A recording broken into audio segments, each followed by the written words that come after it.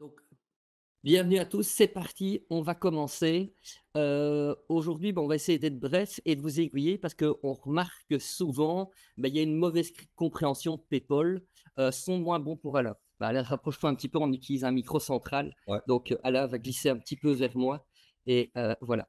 Et en fait, on va commencer. La première chose qu'on va commencer par faire, c'est un petit peu, vous déjà vous poser la question afin de savoir si vous avez déjà choisi une solution pour PayPal. Donc, à l'écran, vous avez une question. Est-ce que pour la fiduciaire a déjà choisi une solution pour PayPal ou pas encore? Et en fait, ça va nous permettre un petit peu de se rendre compte, de voir à quel point il y en a qui sont déjà sur le chemin presque prêt où il reste plus que la mise en place dans la fiduciaire et ceux qui n'ont pas encore fait le choix. Ah ouais, en fait, on est plus ou moins à du 50-50, hein. Et je vois 49%, 48% oui.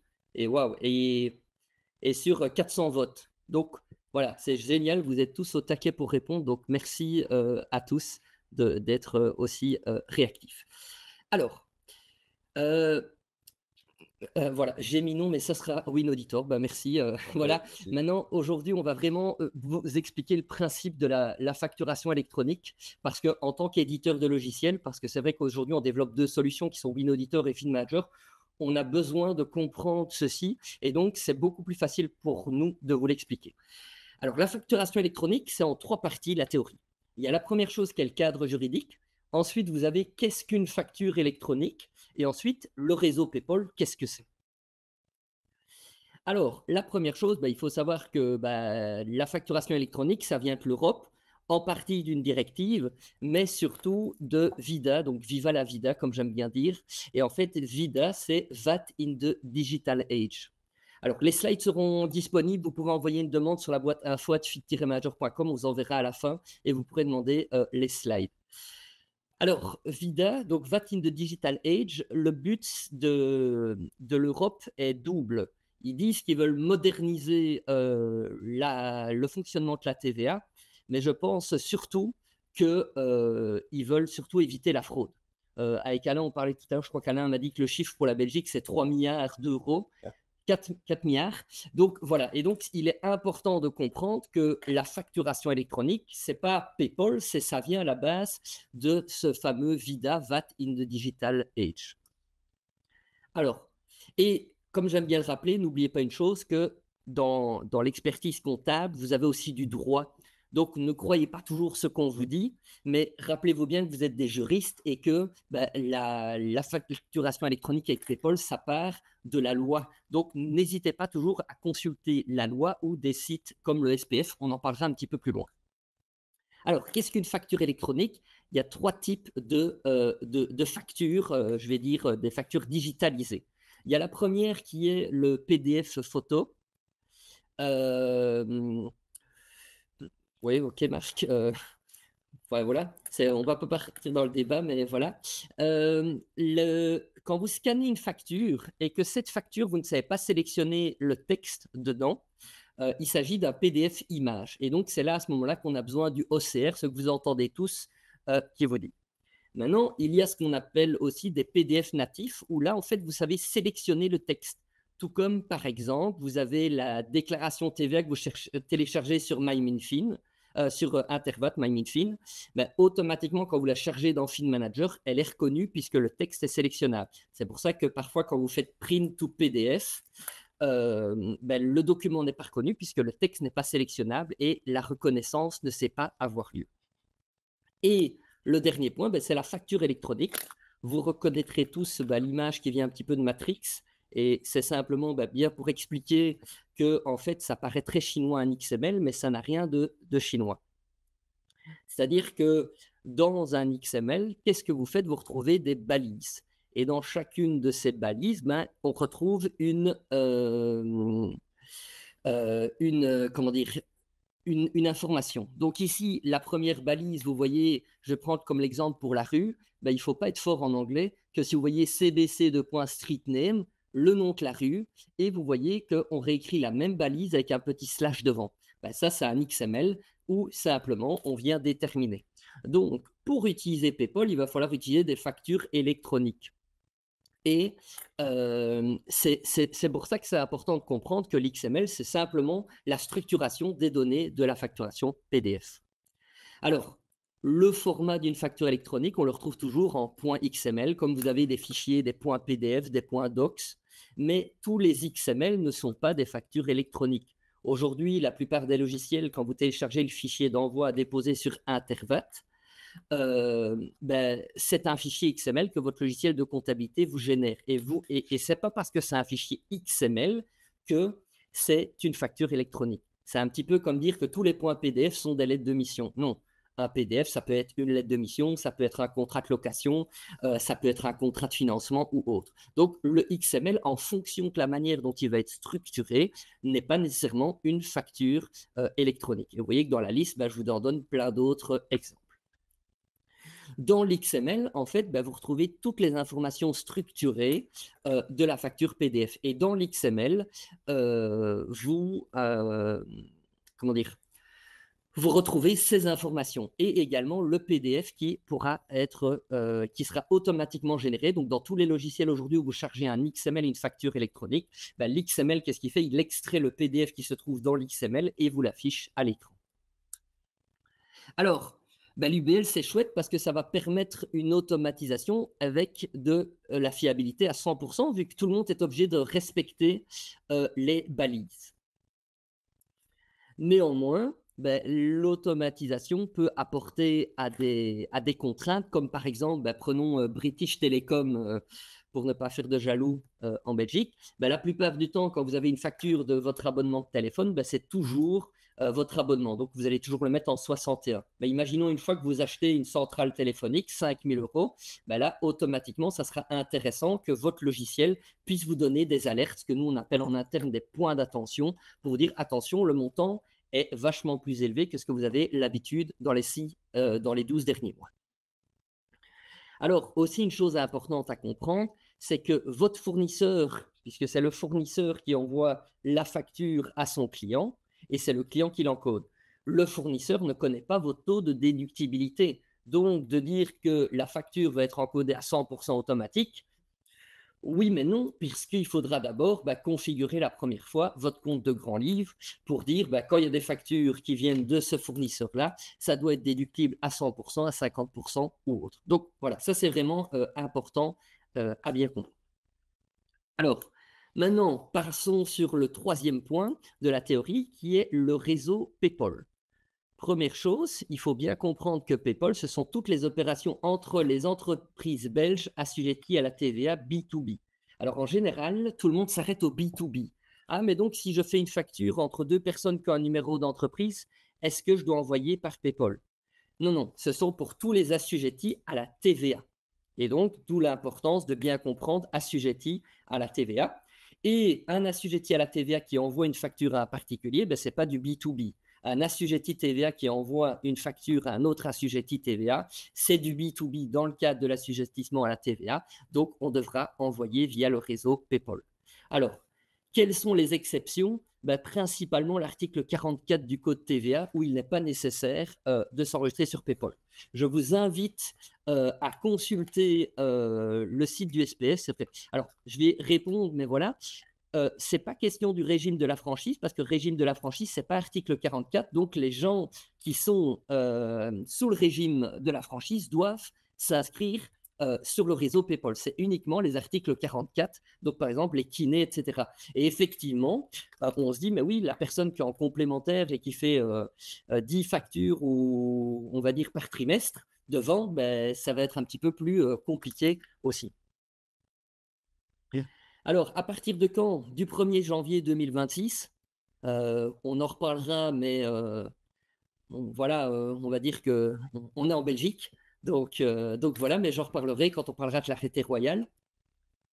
Alors, comment ça se passe la transmission sur le réseau PayPal? Alors, moi, je vais vous prendre d'abord la figuration par rapport à la poste que vous connaissez aujourd'hui, Bipost. Qu'est-ce qui se passe aujourd'hui? Vous avez un fournisseur qui imprime sa facture, il la met dans la boîte aux lettres rouge. Une fois qu'il la met dans la boîte aux lettres rouge, il n'a plus la copie de la facture. Ça va au centre de tri. Le centre de tri le donne à un facteur désigné pour le quartier et le facteur va le mettre dans la boîte aux lettres de l'entreprise ou de la personne concernée. Donc, ça, c'est vraiment le chemin quand ça se passe sur Bipost. Vous allez voir, c'est assez similaire avec PayPal. Première chose, il faut comprendre une chose, c'est que là où vous pouviez prendre la lettre et aller vous-même la mettre dans la boîte aux lettres du client, en prenant votre voiture pour aller jusque chez lui, avec PayPal, ce n'est pas possible. Vous êtes obligé de passer par un point d'accès, un access point en anglais. Vous verrez que parfois, ils parlent d'abréviation, ils mettent AP. Et en fait, c'est important à comprendre parce que, vu que vous êtes obligé d'envoyer vos factures via le réseau PayPal, vous êtes obligé d'utiliser un point d'accès. Ces points d'accès, vous verrez, ils ont différents avantages, etc. dont, par exemple, ça va augmenter la sécurité du réseau PayPal. On en reparlera un petit peu plus loin. Donc, c'est vraiment important. Mais donc, ce qui veut dire que votre facture, vous ne l'envoyez pas directement à la personne, vous l'envoyez à un point d'accès via votre point d'accès qui l'enverra au point d'accès de la personne. Donc, si on compare ça à Bipost, ici, moi, j'ai pris l'exemple d'un fournisseur A qui fait sa facture. Il l'a fait dans WinAuditor qui va générer son XML, donc sa facture électronique dans WinAuditor. WinAuditor, l'Access Point va faire un appel sur le réseau PayPal en demandant est-ce que ce numéro d'entreprise existe ou ce numéro de TVA. Si oui, il y a un Access Point qui va dire oui, il est chez moi le client et automatiquement l'Access Point va pouvoir accepter la facture et l'envoyer à l'entrepreneur. Donc voilà, donc ça c'est vraiment important de bien comprendre que ça passe toujours par un point d'accès pour ce faire. Okay. Donc, vraiment très simple. Alors, si je vous montre le slide suivant, je vous le réexplique avec le schéma 4 points, comme tout le monde appelle. Le point 1, le supplier, donc le fournisseur, envoie sa facture via son point d'accès, le point 2. Le point 2 fait appel sur le réseau PayPal afin de savoir si le client à qui on veut envoyer existe sur le réseau PayPal. Et si c'est le cas, le point d'accès du client réceptionne la facture pour ensuite le transmettre au client. Et donc là, on a le 4e point. Voilà. Alors, j'en profite, je vais vous poser une petite question au niveau du sondage. Comme ça, j'en profiterai, j'ai vu qu'il y avait 3 questions pour savoir si vous avez déjà communiqué avec vos clients sur la facturation électronique.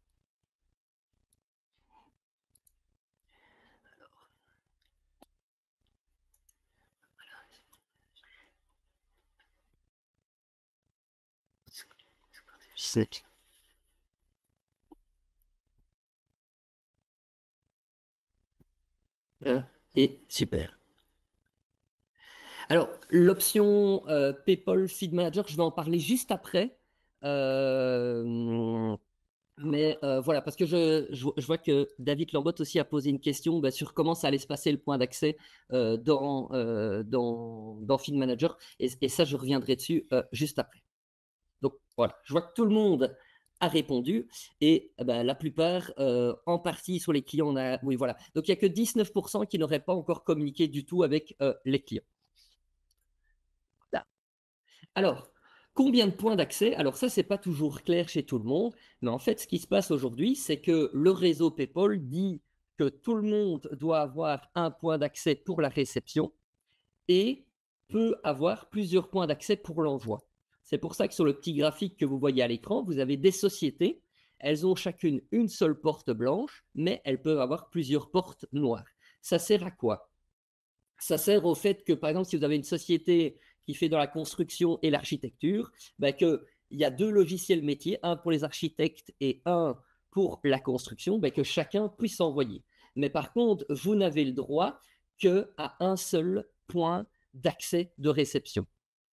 Et en fait, ça, c'est un petit peu là où le bas blesse, parce qu'il faut bien comprendre que vu que le réseau PayPal ne vous permet que d'avoir un seul point d'accès, si votre client, par exemple, il est chez un point d'accès A et qu'il veut passer sur le point d'accès B, on ne sait pas l'inscrire sur le point d'accès B tant qu'il n'est pas désinscrit du point d'accès A. Alors, la plupart des logiciels, c'est un bouton qu'on clique et automatiquement, le client est désinscrit dans le quart d'heure ou voilà, où certains, il y a besoin d'une petite manipulation manuelle. Mais votre client qui va désinscrire, il n'a pas la réponse tout de suite, il va vous donner l'information qu'un jour après, une semaine après. Mais ça veut dire que pendant ce temps-là, votre client est un illégal puisqu'il n'est plus inscrit sur le réseau. Et donc là, je suis un petit peu curieux de savoir ce que l'arrêté royal va proposer dans ces cas-là, afin de savoir comment ça va se passer. Alors, est-ce que WinAuditor est considéré comme un point d'accès? Alors, comme je vous le disais au début, bah, Feed Manager, on développe également Feed Manager, mais également WinAuditor. Et donc, nous, ce qu'on a fait, on a développé le point d'accès PayPal au nom de WinAuditor, mais ce qui veut dire que tous les clients Feed Manager auront accès au point d'accès WinAuditor. Et ceux qui ne sont pas clients WinAuditor, il n'y a aucun souci, ça ne change absolument rien. Voilà. Et la fonctionnalité va être disponible courant du deuxième trimestre. Voilà. Donc, voilà, ça arrive. On est déjà depuis 2 mois, je pense, Alain, avec les clients tests au niveau de PayPal. Et on a déjà, je crois, une vingtaine de fiduciaires qui utilisent le point d'accès PayPal pour envoyer leurs factures. Voilà, ça se passe plutôt bien. Mais voilà, on est vraiment occupé là-dessus. Peut-on déjà voir quel client est sur PayPal? Alors ça, c'est quelque chose qui va arriver aussi dans Feed Manager qu'on va rajouter pour faire. Mais Pourriez-vous les... actuellement, c'est déjà disponible dans WinAuditor. Voilà. Donc là, via la fiche client, vous pouvez consulter soit sur le numéro d'entreprise, soit sur le numéro de TVA, vous aurez une confirmation sur JS et PayPal. Ok. Et l'adresse. On va passer les questions, on reviendra dessus. Je vois qu'il y a encore des questions, mais on va avancer, on reviendra sur les questions à la fin, vous inquiétez pas, on prendra le temps. C'est juste qu'on va essayer de tenir la demi-heure pour ceux qui doivent partir à 13 heures et on répondra à chacune des questions après. Alors, point suivant, vous voyez ici, je vous ai mis un schéma qui est incompréhensible, tout simplement parce que ça, c'est le fonctionnement du réseau des GSM. Alors, en fait, aujourd'hui, tout le monde essaye de comprendre comment fonctionne le réseau PayPal, mais en fait, il faut comprendre la base. Il n'y a pas besoin de comprendre tout le détail. Et le plus important quand vous avez un GSM, c'est pas de comprendre qu'est-ce qui se passe quand vous appuyez sur appeler, mais d'être capable d'utiliser le téléphone. Et c'est là où le message qu'on veut vraiment vous faire passer, l'importance n'est pas PayPal, l'importance c'est d'utiliser un outil de facturation et que cet outil de facturation sera connecté à PayPal quand il faudra envoyer via PayPal. Et donc, on en arrive aujourd'hui, la plupart des inscrits sont des clients Feed Manager, même si on a ouvert ça au public. En fait, aujourd'hui, toute personne qui fait sa facturation avec Feed Manager, qu'est-ce que ça va changer pour vous? Pas grand-chose. Vous allez simplement avoir un nouveau bouton envoyé par PayPal. Quand vous allez cliquer sur envoyer par PayPal, Feed Manager va faire un appel afin de savoir si tous les clients existent déjà sur le réseau PayPal. Et tous ceux qui n'existeront pas sur le réseau PayPal, il vous permettra soit d'envoyer par courriel ou soit de télécharger pour ceux à qui vous voulez encore donner papier la facture. Donc, ça ne va pratiquement rien changer pour ceux qui utilisent déjà un outil de facturation. Et même chose pour vos clients. Le client qui utilise déjà un outil de facturation, PayPal, ça ne va pas changer grand-chose. Nous, que ce soit Feed Manager ou WinAuditor, qu'est-ce qu'on a fait en sorte? C'est que quand on clique, il essaye d'envoyer sur PayPal tous ceux qu'on a dit qu'ils devaient être envoyés sur PayPal. Ceux où on n'a pas dit, on choisit. Et une fois qu'il n'a pas su envoyer ceux sur PayPal, il va proposer de les envoyer par mail et ou par courriel. Voilà. Alors, important, et je vous en ai brièvement parlé, mais le KYC, donc le Know Your Customer, donc connaître son client, ça paraît pas très français de dire ça, mais en fait, PayPal, on est obligé, le réseau PayPal nous oblige à contrôler toute personne qui s'inscrit. On a pu remarquer certains logiciels de facturation en ligne où en 3 clics ou une confirmation par email, on peut s'inscrire sur le réseau PayPal. Ce n'est pas légal. Voilà. Alors, une fois de plus, utiliser un point d'accès qui n'est pas légal. Qu'est-ce que PayPal, qu'est-ce que l'arrêté royal va prévoir? Il n'est pas encore là, mais est-ce qu'ils vont devoir refaire le KYC sur tous les clients? Est-ce qu'on va fermer le point d'accès? Voilà, alors évidemment, fermer le point d'accès, je ne pense pas qu'on en arrive là, mais ce n'est pas normal aujourd'hui qu'on puisse envoyer des factures en ayant fait 3 clics sur un site via Internet. Voilà.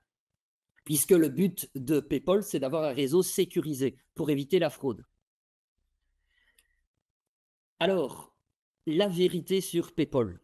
Alors, on vous dit beaucoup de merveilles sur PayPal, que ça va être génial, que ça va être digitalisé, mais il ne faut pas oublier que les clients, quand ils envoient une facture sur le réseau PayPal, on ne sait plus la corriger. Donc, il faudra faire une note de crédit avec la facture incorrecte pour ensuite refaire une bonne facture. Et vous verrez l'importance d'aiguiller les clients dans le point d'accès PayPal. Alain en parlera. Donc, ça, c'est vraiment important. On vous promet que tout va arriver par PayPal, c'est absolument faux. Via PayPal arrivent les factures. Actuellement, le reste n'arrive pas. Donc, avoir l'évolution de PayPal, etc. Mais donc, c'est important. Donc, les tickets de restaurant, les tickets de parking, les tickets, etc., les taxes de mise en circulation, voilà. Oui, donc effectivement, je vois dans la pratique que doit faire le client, le client doit avoir un logiciel de facturation qui sera connecté à PayPal. C'est simplement ça. Et donc, le travail, il est plutôt à dire, je dois faire en sorte que mes clients utilisent un outil de facturation. Vous allez voir qu'Alain va vous en parler. Si l'outil de facturation est intégré dans le logiciel de facturation, c'est beaucoup plus simple pour vous. Alors, PayPal or not PayPal, on ne citera pas. Vous pouvez voir en arrière-plan une coiffeuse. Quand vous posez la question « Est-ce que mon client doit s'inscrire sur PayPal ?» Ce n'est pas ça que vous devez vous poser comme question. C'est « Est-ce que mon client est assujetti à la TVA ?» Oui, je me pose ensuite la question « Est-ce qu'il fait partie des exceptions ?» Non, je dois l'inscrire sur PayPal. Et ensuite, est-ce que la facture doit être envoyée via le réseau PayPal? Si c'est une transaction B2B, on fait oui. Donc voilà, mais je vous invite vraiment à consulter le site du SPF qui est vraiment pas mal fait, ils l'ont mis à jour. Donc, et vous allez retrouver un ensemble d'informations pour vous aiguiller dedans. OK. Dernier point, c'est le futur arrêté royal qui était prévu pour mars 2025. Je commence à croire personnellement qu'il risque d'y avoir un report de la facturation électronique. Et quand je vois le sondage qu'on a fait, je me dis que j'ai a priori raison. Mais je peux vous garantir une chose, que pour vous, ça vous permettra de ne pas être en retard et pas en avance. C'est-à-dire qu'aujourd'hui, si vous pensez, et il n'y a rien d'officiel là-dessus, donc c'est purement mon avis personnel, que la facturation électronique risque d'être reportée de 3-6 mois, 1 an, puisque l'obligation au niveau européen, c'est le 1er janvier 2028, c'est pas une bonne idée. Par contre, de se dire, cool, on a le temps de se mettre en place, c'est le moment d'y aller. Donc, voilà. Alors, je vais passer la main à Alain qui va faire la suite de la présentation et je vais en profiter pour répondre à des questions. Voilà, merci Guillaume. Juste petite chose, et peut-être tempérer un petit peu l'enthousiasme de Guillaume sur la facture électronique et surtout sur sa mise en place. Je reste pessimiste de nature et donc je pense qu'on ne doit pas trop compter sur un report. Et donc, soyons prêts pour le 1er janvier. C'est important. Soyez prêts aussi pour vos clients. C'est encore plus important. Et donc, finalement, dans ce point-ci, le point le plus important, finalement, c'est vous. Et vous, soyez la locomotive de ce changement. Et donc, le point d'accès, PayPal, donc entre parenthèses, Winauditor fonctionnera déjà avec son point d'accès certifié en place, c'est l'unique porte d'entrée vers les nouveaux flux de circulation de factures. Et donc, si vous laissez le choix à vos clients, vous allez les retrouver avec pléthore de factures de portail à devoir gérer. Et là, ça ne va pas être confortable. Donc, soyez clairs, limitez-vous à 1 ou 2 ou 3 portails maximum, grand maximum, et surtout, favorisez le portail qui est directement lié à votre soft comptable. De cette façon, vous serez toujours en première ligne. Et pour moi, c'est le plus important. C'est moi qui dois passer. Attends, monsieur Chan. Pardon, on n'est pas voilà. Allez trop vite, hein, c'est terrible. Voilà. Donc, donc, si vous écoutez un petit peu la radio, la télévision ou les réseaux sociaux, etc., il y a une publicité incessante au sujet des portails, etc. Et donc, tout le monde vous promet monts et merveilles, etc. Parfois moins cher, à première vue peut-être, à voir évidemment. Mais rappelez-vous, soyez la locomotive de ce changement. Je sais que je me répète, mais c'est important. Et donc, la condition claire, c'est que je ne vais pas me retrouver tributaire encore et toujours du renvoi de mes documents, etc. Je veux profiter de cette occasion-ci, ce passage à la facture électronique, pour être en première ligne, pour recevoir à la limite les factures avant mon client. Comme ça, je ne dois plus courir derrière. Et on sait que le temps, parfois, à courir derrière les clients, c'est juste pénible. Et donc, ne ratez pas cette opportunité à ce niveau-là. PayPal, c'est un réseau sécurisé. C'est-à-dire que ne peut s'y connecter que les prestataires de points d'accès qui ont été identifiés et acceptés par l'autorité PayPal. L'autorité PayPal en Belgique, c'est le BOSA, c'est-à-dire le SPF, Stratégie TRX, qui n'a toujours pas lancé sa campagne de publicité qu'ils avaient annoncée pour début 2025. En tant que point d'accès certifié PayPal, ben, on doit en fait assurer l'identité de ceux qui veulent se connecter. Guillaume en a parlé, le fameux KYC, c'est primordial. Et donc, il est évidemment important et primordial que le point d'accès fasse et garantisse le respect de ces règles pour assurer évidemment la continuité du point d'accès, première chose, mais surtout la sécurité générale. Si on laisse entrer des fraudeurs dans le réseau PayPal, c'est foutu. Donc, les accès trop faciles pour se rendre sur PayPal, c'est dangereux. Et donc, à nous de veiller. Et nous, on y veille, en tout cas, de façon très, très stricte. Et c'est pour moi important. Voilà. Donc, en résumant très, très fort, on a deux types de clients. Il y a le client qui utilise déjà un système de facturation aujourd'hui, que ce soit un outil métier, que ce soit un ERP, et on en connaît certainement. Où il y a toujours, n'oubliez pas, les irréductibles qui travaillent toujours avec Word, Excel, même encore le cahier Exacompta. Alors, ces derniers, ben, ils auront besoin de beaucoup plus d'attention que les premiers, bien sûr. Et donc là, il faudra les prendre par la main et surtout les diriger vers un outil de facturation qui soit intégré. Donc, encore une fois, pensez à vous, c'est important, et à vos clients, bien sûr, mais d'abord à vous. Et on ne pense pas jamais assez à soi, soyons clairs.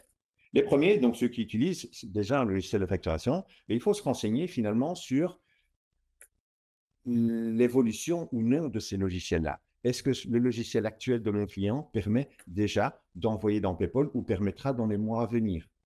Ce n'est pas aussi anodin comme question. Il y a pas mal de gens qui nous contactent pour nous dire, voilà, il y a un outil de facturation, est-ce qu'il va pouvoir se connecter ou autre, quoi que ce soit. Il y a un sondage qui arrivera tout à l'heure sur ces possibilités-là. C'est un sondage qui est vraiment important à ce niveau-là. On va peut-être déjà le lancer à ce niveau-là, mais c'est vraiment important, primordial pour nous, pour qu'on puisse vous proposer des solutions, bien sûr.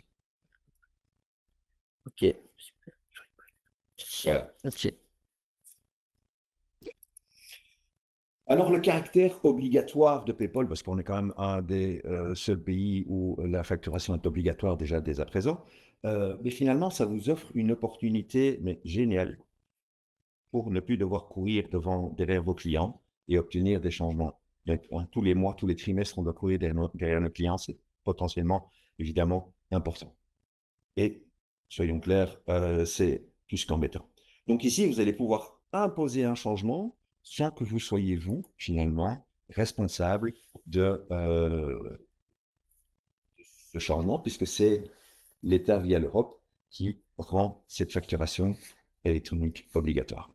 J'ai mis la question à l'écran Ouais. concernant si vous avez des clients qui utilisent, qui utilisent une solution actuellement et qui aimeraient bien pouvoir envoyer via PayPal en gardant leur solution. Voilà.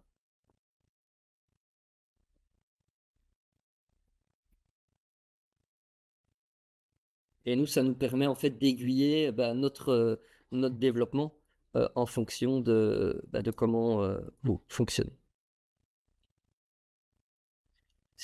Hop. Parfait, écoutez, on va laisser les derniers répondre et on va continuer. Alors, soyons aussi clairs, hein, donc la grande majorité des plateformes proposent aujourd'hui à peu près toutes les mêmes fonctionnalités. Et appliquez là, c'est clair. Mais posez-vous une question. Combien de ces portails se révèlent être une porte ouverte directement sur votre comptabilité? Là, il y en a beaucoup plus. Donc, évitons la multiplicité des programmes qui forment un tout plus ou moins cohérent, etc. Et avec souvent des problèmes de synchronisation de l'information, etc. Optez pour une solution tout en un. Donc, c'est où chacun, finalement, va se connecter sur la même base de données. Et donc, une seule question à ce niveau-là. Voulez-vous vous simplifier la vie? Pour une fois, pensez à vous. Parce qu'on ne pense pas suffisamment, soyons clairs. Alors, le logiciel actuel que vous utilisez, est-ce qu'il est prêt pour 2026? Et donc, Certains programmes vont vous proposer des solutions externes parce qu'ils n'en ont pas en interne, etc. Et donc finalement, c'est encore un programme de plus qui rejoint cet écosystème que vous utilisez peut-être aujourd'hui. Il y a des outils, il y a des solutions intégrées, il y a des solutions web, donc pensez-y et n'hésitez pas à nous contacter, bien sûr. Pour ce qui est de la première solution, c'est-à-dire le programme plugin, voilà, on y arrive. Évidemment, il y a un avantage principal et ce n'est pas indéniable, c'est le fait que si vous gardez votre programme actuel, ben, vous allez ne pas suivre vos habitudes et donc vous ne modifiez rien dans vos habitudes actuelles. Mais par contre, la liste des inconvénients, elle va devenir de plus en plus importante avec le temps. La plupart du temps, il faut une synchronisation entre la compta et le portail puisqu'il est externe. On n'a pas toujours la main sur les différentes solutions qui sont proposées et pour pouvoir guider ses clients. Il y a souvent un serveur qui est nécessaire, qu'il soit installé chez vous ou qu'il soit cloud, ça reste des serveurs et ça reste des coûts importants. Ces coûts aussi, hein, donc aujourd'hui, ils ne sont pas nécessairement connus. Ce qui est gratuit aujourd'hui, on vous balance du gratuit à toutes les sauces, est-ce que ça va rester gratuit? Honnêtement, vous connaissez tous la réponse. Et puis surtout, on est avec un mix de technologies, puisqu'on a une partie web, PayPal, c'est de l'Internet pur, avec une solution qui est plutôt hybride, et là, on est loin à ce niveau-là. L'autre solution, c'est le portail, le logiciel avec un portail intégré. Et là, évidemment, ben, on va inverser finalement la tendance et finalement, le gros avantage que vous aviez devient le gros inconvénient puisque oui, je vais devoir modifier ma méthode de travail. Ça, c'est le côté le moins gai, évidemment, de l'affaire. Mais l'avantage, quelque part, c'est que tous les avantages qui viennent se greffer vont finalement oublier cette petite période de transition. Et je sais que, croyez-moi, nous remercierez dans votre.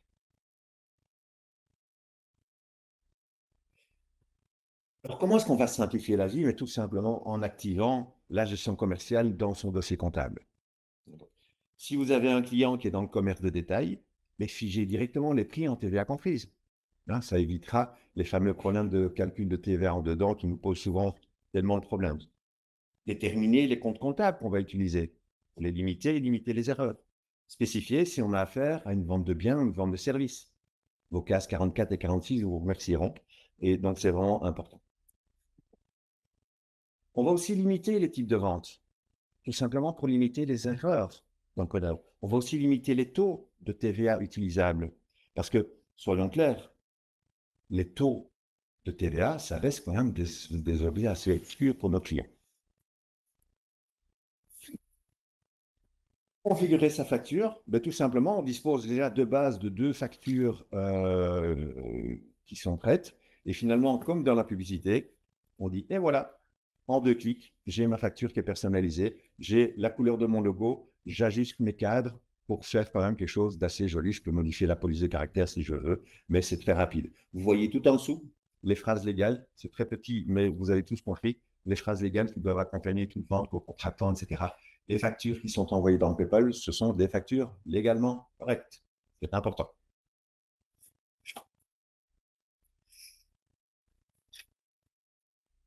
Montre en main. Votre client peut effectuer sa première facture en moins de 2 minutes après avoir reçu son mail d'invitation. C'est simple et efficace.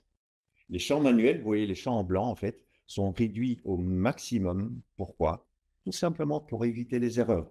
N'oubliez pas qu'une facture envoyée dans PayPal ne sera pas corrigeable. C'est une note de crédit ou une facture en plus corrective à faire, etc. C'est important de le signaler. D'où aussi l'importance pour vous de limiter cette zone d'erreur pour votre client. Et donc voilà. Une fois que les factures sont préparées, le client va se retrouver avec une sorte de tableau de pilotage qui va pouvoir permettre de gérer, les envois par PayPal, puisqu'on va reconnaître si le client en correspondance est déjà inscrit sur PayPal, je peux l'envoyer par PayPal, je dois l'envoyer le 1er janvier, aujourd'hui je peux. Ceux qui ne sont pas reconnus, ben, j'envoie par mail. Ou je peux toujours télécharger un PDF, le mettre dans une enveloppe et l'envoyer par la poste, mais je ne sais pas qui le fait encore aujourd'hui. En tout cas, pour moi, c'est prochain. Donc là, c'est clair qu'on peut très bien, et ce pilotage-là, il est vraiment pratique.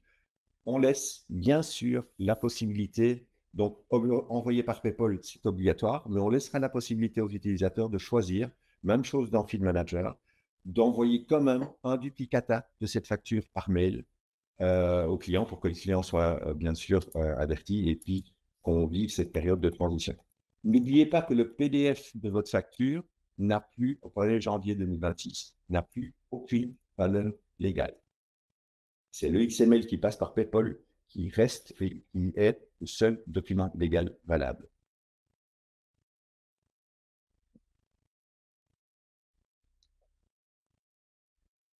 Primordial aussi, hein, et on sait que les clients peinent souvent dans la partie trésorerie et quand on leur pose la question, ils se disent ben, non, je n'envoie pas de rappel. Ben, ouais, voilà, c'est bête. J'ai pas de modèle de rappel. Voilà, ou j'ai pas de modèle ou quoi que ce soit, tout. Voilà, des très mauvaises excuses sont donc là.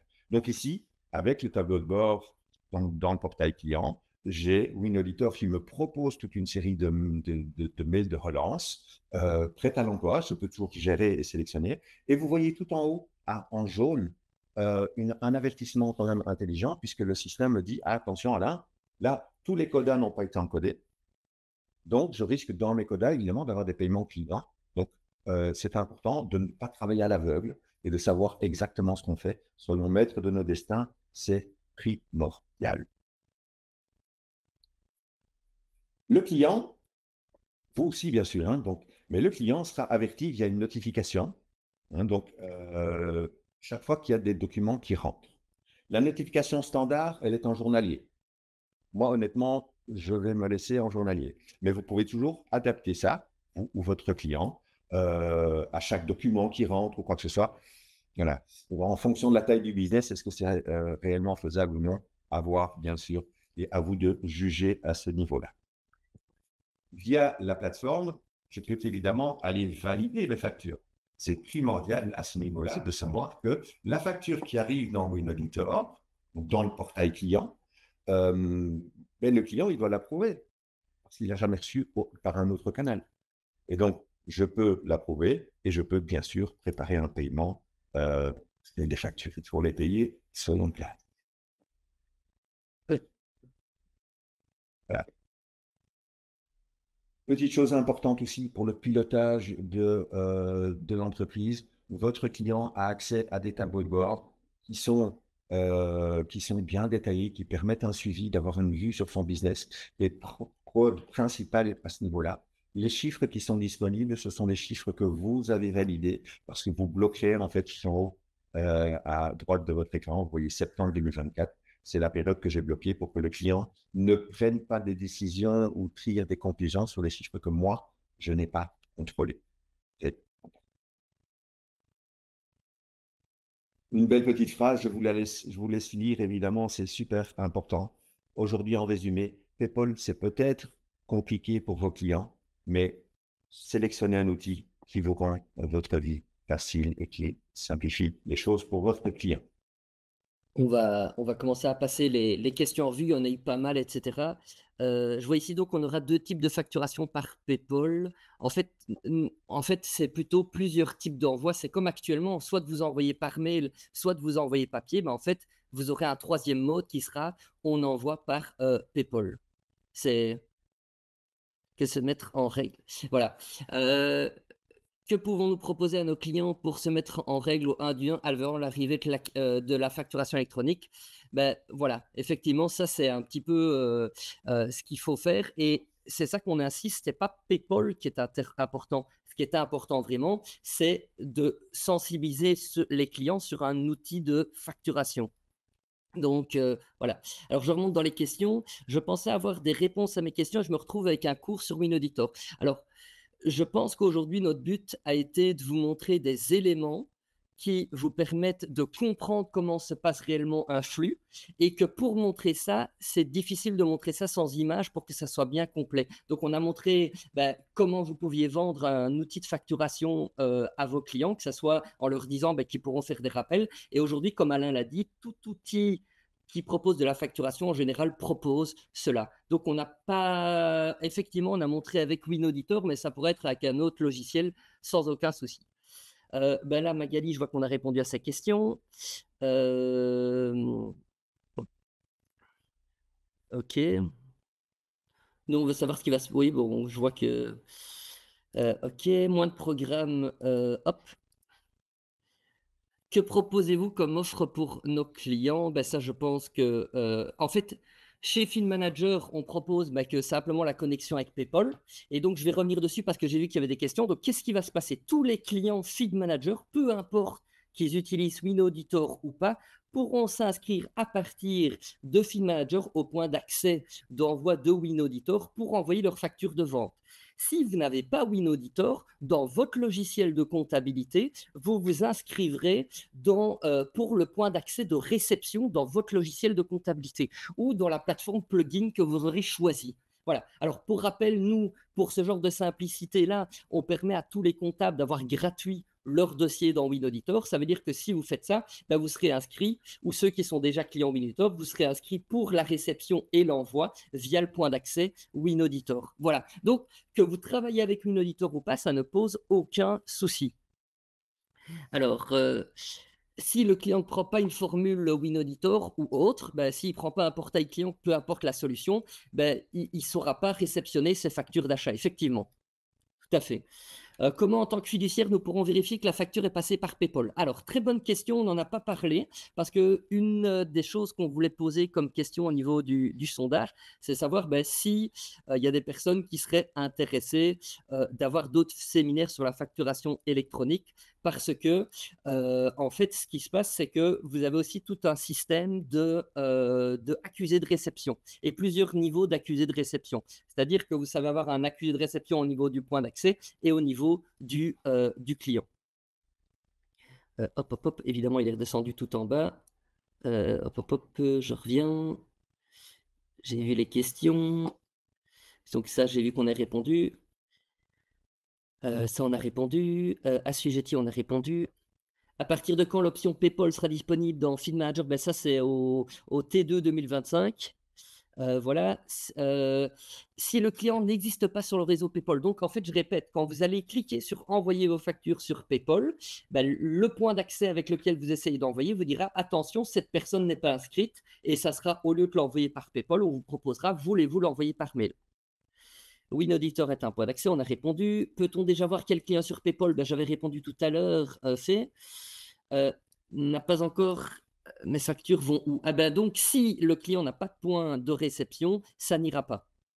Et alors, ce qu'on a remarqué aussi, c'est que certains ont voulu s'inscrire sur des plateformes, des sites pour tester, et en fait, ont oublié qu'ils étaient inscrits sur le réseau PayPal déjà. Et alors, vu que les factures arrivent sur votre point d'accès PayPal, mais pas dans vos mails, la personne en question recevait les rappels, mais pas les factures. Voilà. Qu'est-ce qu'il doit faire le client dans la pratique? Simplement avoir un outil de facturation. Donc ça, on a répondu. Et on est d'accord, je vois ici, il faut différencier la réception et l'envoi. Oui, c'est pour ça qu'il y a 2 points d'accès. Tout à fait.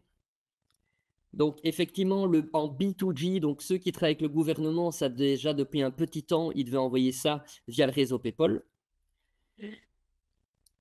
Et effectivement, si un client a déjà un outil de facturation, mais pour la réception veut WinAuditor, c'est possible, avec tout logiciel, vous pouvez.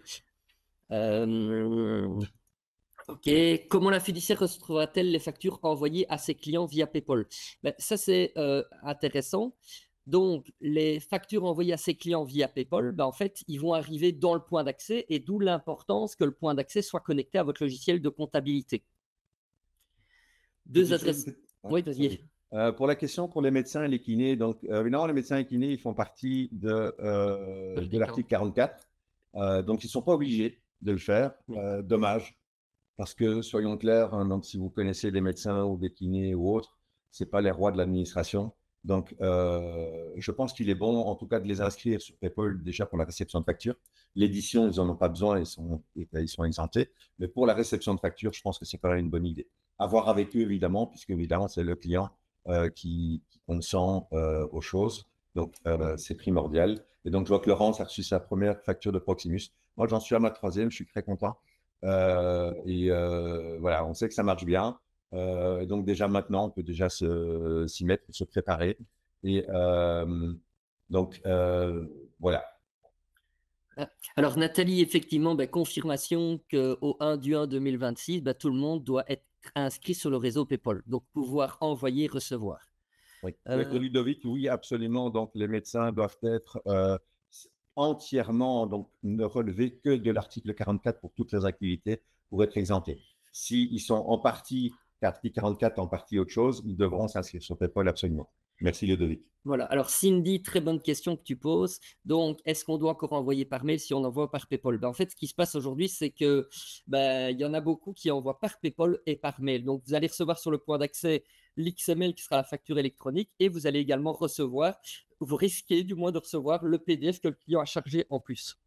Attention, ce PDF est un duplicata et n'a pas de valeur légale, n'aura plus de valeur légale au 1er janvier 2026. Alors, Roger Thomas, je travaille avec Horus et Film Manager, dois-je aller sur Winauditor ou Falco? Alors, pour votre dossier à vous, vous allez envoyer vos factures à partir de Film Manager, donc vous serez le point d'accès d'envoi via le point d'accès Winauditor. Et pour votre réception, vous serez chez Horus. Vous me posez la question entre Winauditor ou Falco, vous devez choisir soit de vous quitter Horus pour aller chez Winauditor, soit vous gardez Horus et vous allez sur Falco. Difficile de déjà proposer une solution au client alors que vous ne pouvez pas envoyer des factures via Fit. Oui, tout à fait. Donc, effectivement, on en est bien conscient et c'est pour ça que normalement, après les TVA, vous devriez pouvoir envoyer à partir de Feed Manager vos factures sur PayPal. Est-ce que la domiciliation paiement des factures fournisseurs vaut également validation automatique de la part du client? Je n'en ai aucune idée. Normalement, quand on paye une facture, ça veut dire qu'on l'accepte. Voilà.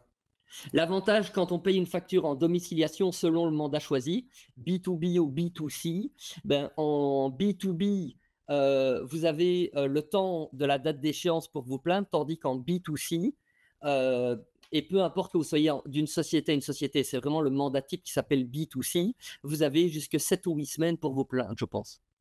Est-ce que le rôle de la fiduciaire d'inscrire ses clients sur PayPal? Pour moi, non. Voilà, je ne sais pas ton avis. Quand j'étais en train de dire. Est-ce que c'est le rôle de la fiduciaire d'inscrire ses clients sur PayPal? Oui et non. Disons que oui, oui et non. Donc, non, vous laissez vos clients choisir, mais vous allez vous retrouver en fait avec des dizaines de portails à devoir gérer.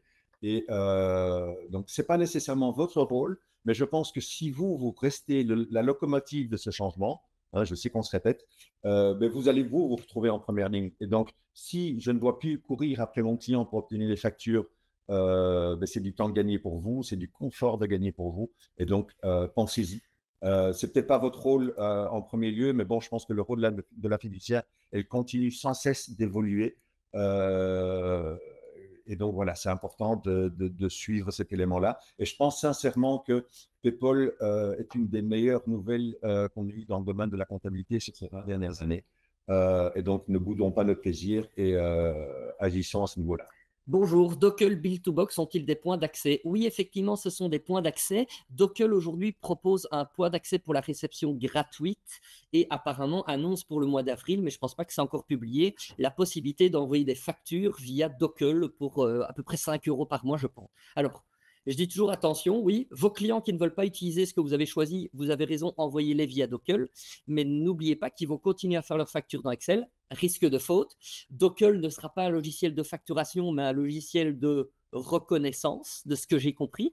Et donc, ça veut dire qu'il se pourrait que votre client doit tout compléter manuellement pour ensuite envoyer et peut-être avoir fait une faute. Donc après, il faudra refaire une note de crédit et recorriger. Dans la plupart des cas, je pense que vos clients font quand même des bonnes factures. Alors, Fabienne, les clients qui ont le portail Monitor Live pourront-ils éditer quelques factures PayPal? Oui, ils pourront en faire 5 par mois, c'est ça, là? Oui, tout à fait. Alors, quid en cas de changement de comptable et donc de changement de logiciel comptable? Tout à fait, il faudra se désinscrire du point d'accès pour se réinscrire sur l'autre. Et c'est ce que j'expliquais au début, qu'il peut y avoir un petit temps de latence. Et aussi, il faut un temps parfois pour la propagation des DNS. Voilà, je ne vais pas rentrer dans les détails, mais voilà.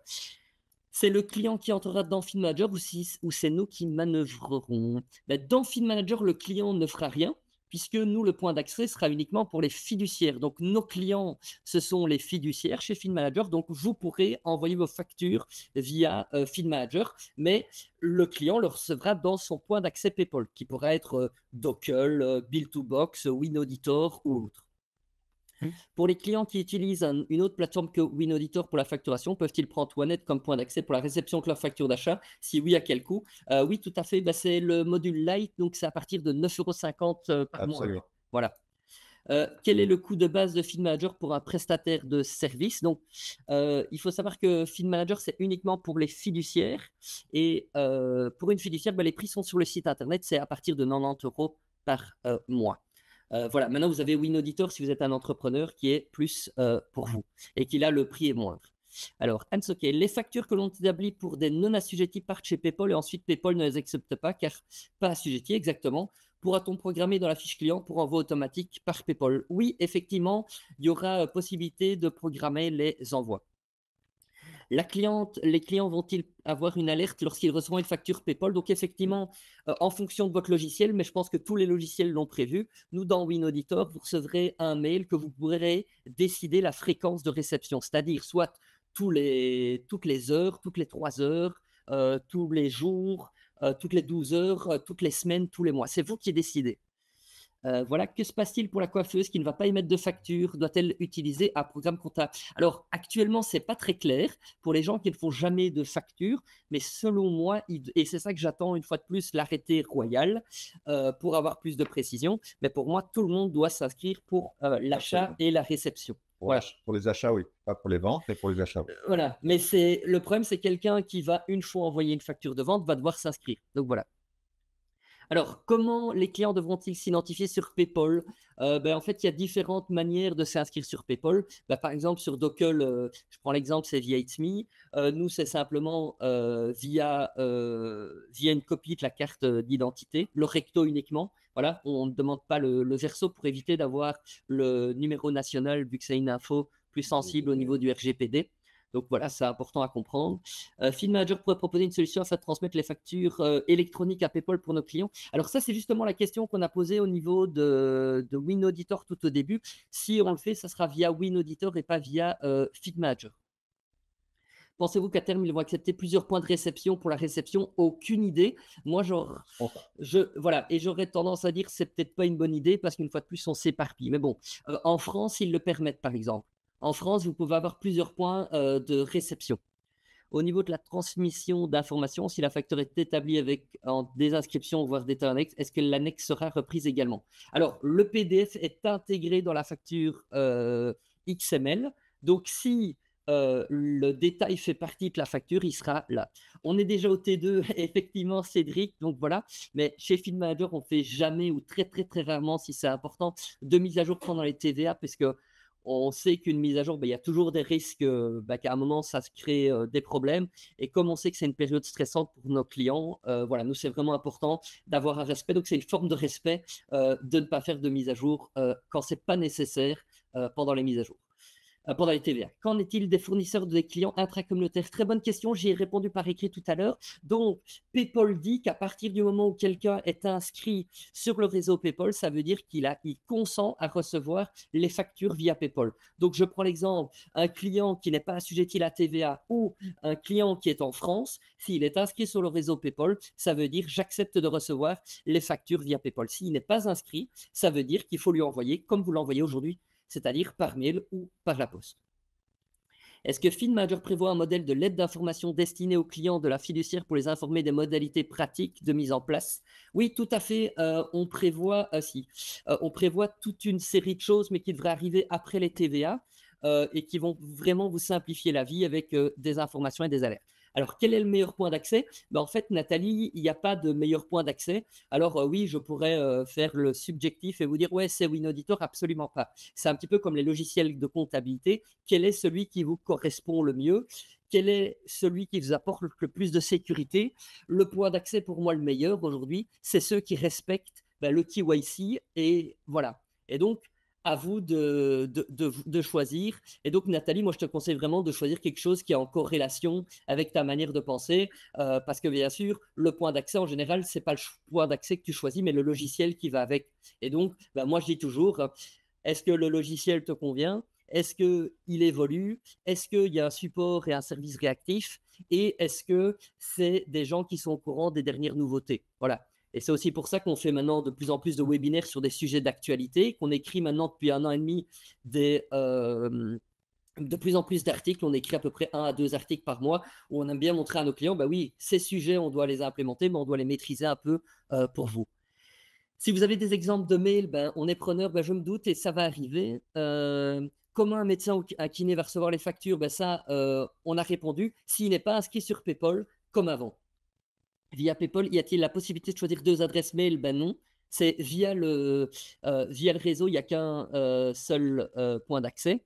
Dans le cas d'un agriculteur qui réalise très peu de factures, ben, on a déjà répondu, hein. Oui, et effectivement, ben, c'est coûteux pour quelqu'un qui fait 3 factures sur l'année pour ceci. Et donc, je ne comprends pas un seul point d'accès. Ben, donc, ça veut dire qu'aujourd'hui, vous allez devoir choisir un point d'accès, mais en fait, vous ne choisissez pas vraiment le point d'accès, vous choisissez le logiciel qui est lié à un point d'accès. Et dans ce point d'accès, ben, il y a le point d'accès pour la réception et le point d'accès pour l'envoi. Évidemment, certains logiciels qui ne permettent pas, par exemple, de faire de la facturation ne seront que le point d'accès de réception. Et donc, comment est-ce que, et si le comptable valide ou autre, ben, le client devrait avoir accès à cette plateforme pour accepter les factures. Les articles 44, on a répondu. Pensez-vous que nos clients paieront plus? Alors, très important, il y a 2 points qu'on n'a pas parlé, mais vous voyez qu'ici, on a déjà 1 heure de webinaire, on n'a pas parlé. Le premier point, c'est l'adaptation de votre lettre de mission. On en parlera très prochainement dans Feed Manager, où en fait, il faut expliquer aux clients dans la lettre de mission, vous n'avez pas le droit de changer de point d'accès sans nous consulter. Et deuxièmement, c'est une chose que j'ai appris quand j'ai travaillé en fiduciaire, on n'encode jamais la facture de l'expert comptable dans un seul compte, puisque sur votre facture, on met un coût pour vos services, mais ensuite, il y a d'autres lignes. Les codas que vous refacturez à vos clients et également les coûts d'une plateforme supplémentaire. Et donc, est-ce que les clients payeront plus? Aujourd'hui, l'argument à dire, et c'est ça qu'on vous posait comme question, est-ce que vous voulez plus de webinaires pour vous aiguiller dans le marketing avec vos clients, par exemple? C'est votre client, c'est lui dire, mais non, regardez, ça, c'est ma ligne de service. Si vous regardez, le tarif a été indexé, mais comme tout le monde. Le prix des codas, ça ne me revient pas. Moi, je vous refacture simplement ce qu'on me facture. Et même chose avec la plateforme. Voilà. Et donc, ça, c'est vraiment important. Le coût du portail jusqu'en 2027, exercice comptable 2027, restera déductible à 120%. Ce n'est pas grand-chose, mais c'est toujours sacré. Donc, n'hésitez pas. Voilà. Alors, donc, si j'utilise OneNet, je peux faire la procédure pour la réception des factures, mais utiliser FinManager pour l'envoi. Tout à fait, exactement. Donc, un expert comptable qui, par exemple, a pris WinAuditor pour sa fiduciaire, ben, qu'est-ce qui se passe? Il recevra ses factures d'achat dans WinAuditor, mais il enverra via FinManager. Dans le module PayPal Go, le client peut-il envoyer combien de factures par mois? Ben, on a répondu, hein. C'est soit PayPal Go 5 factures par mois, le Unlimited, c'est illimité. Si un indépendant franchisé n'a pas de client assujetti, il doit tout de même s'inscrire sur la plateforme pour la réception des factures fournisseurs. Exactement. Oui. Voilà.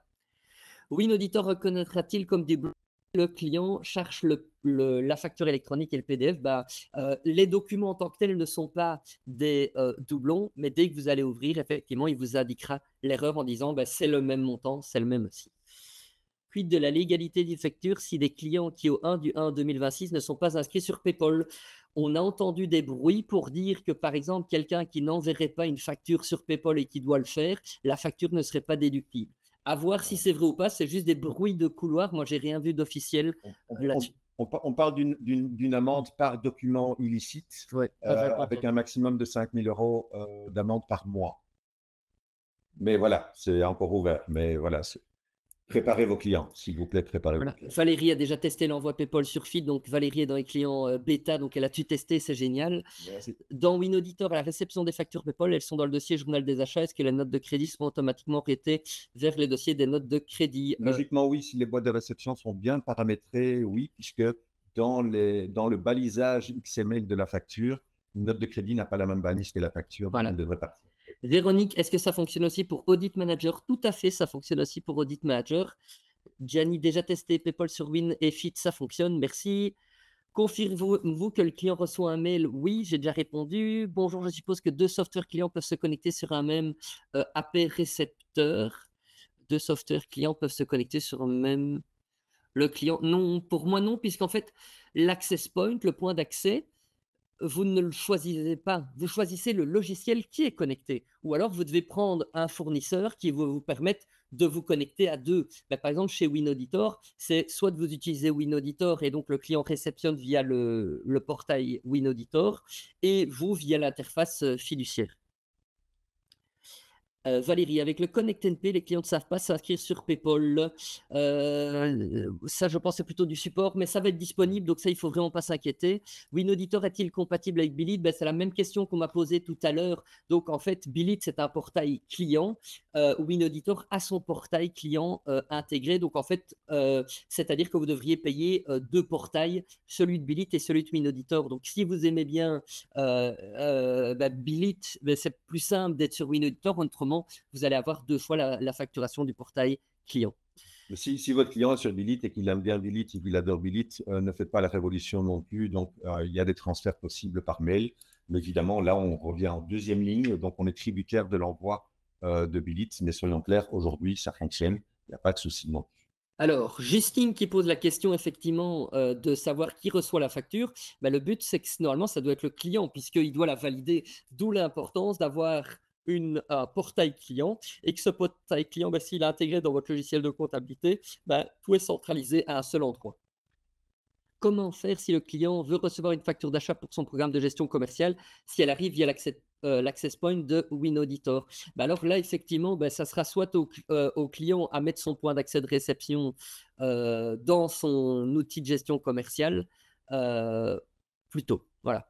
Donc ça, c'est plutôt à voir au support. Les clients peuvent importer des factures via Excel ou Word sur Dockle et l'IA de Dockle va les mettre sous format PayPal. C'est ce qui a été dit durant la formation. Exactement, c'est ce qui a été dit. Mais l'IA et la reconnaissance, parce que l'IA, c'est plutôt en fait ce qu'ils veulent dire l'OCR. Est-ce que l'OCR reconnaît tout à 100% de manière automatique? À voir. Voilà. Ce qui fait hésiter le client à passer dans le portail client, c'est le nombre de 5 factures dans le formule de base. Et oui, effectivement, ben ça, c'est un choix commercial de notre part.